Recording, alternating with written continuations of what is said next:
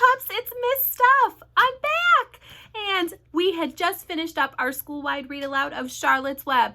But my friends, we had a vote out there. Have no fear, for our vote is here. And our next school-wide read aloud is going to launch right here, right now. And the winner of the poll that we put out on our Twitter account is dun, dun, dun, dun, James and the Giant Peach. So the next book that we're going to read aloud together, my friends, is called James and the Giant Peach.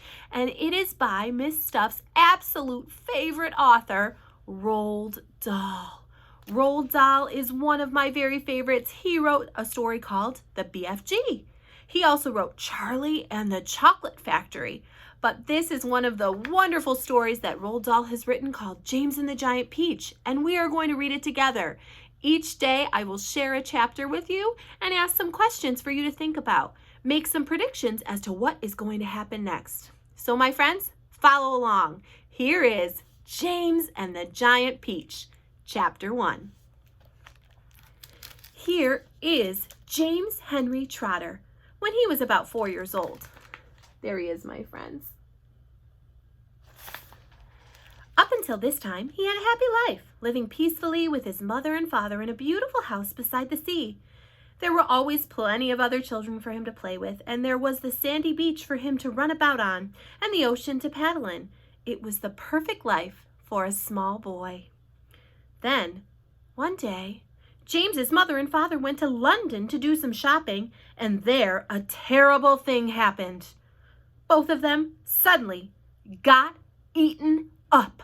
In full daylight, mind you, on a crowded street, by an enormous, angry rhinoceros who had escaped from the London Zoo. Oh my goodness, his parents got eaten by a rhino. Now this, as you can well imagine, was a rather nasty experience for two such gentle parents.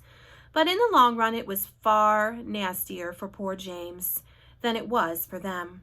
Their troubles were all over in a jiffy. They were dead and gone in 35 seconds flat. And poor James, on the other hand, was still very much alive. And all at once, he found himself alone and frightened in a vast, unfriendly world. The lovely house by the seaside had to be sold immediately, and the little boy, carrying nothing but a small suitcase containing a pair of pajamas and a toothbrush, was sent away to live with his two aunts. Their names were Aunt Sponge and Aunt Spiker, and I'm sorry to say that they were both really horrible people. They were selfish and lazy and cruel. And right from the beginning, they started beating poor James for almost no reason at all. They never called him by his real name, but always referred to him as, "You disgusting little beast," or "You filthy nuisance," or "You miserable creature." And they certainly never gave him any toys to play with or any picture books to look at. His room was as bare as a prison cell. They lived, Aunt Sponge, Aunt Spiker, and now James as well, in a ramshackle house on top of a high hill in the south of England. The hill was so high that from almost anywhere in the garden, James could look down and see for miles and miles across a marvelous landscape of woods and fields. And on a very clear day, if he looked in the right direction, he could see a tiny gray dot far away on the horizon, which was the house that he used to live in with his beloved mother and father. Ooh. There are his aunts, Aunt Sponge and Aunt Spiker. They certainly don't look very friendly at all, and as it seems, they are very, very mean to poor James, too. Oh. And just beyond that, he could see the ocean itself, a long, thin streak of blackish blue, like a line of ink beneath the rim of the sky. But James was never allowed to go down off the top of that hill. Neither Aunt Sponge nor Aunt Spiker could ever be bothered to take him out herself, not even for a small walk or a picnic, and he certainly was not permitted to go alone.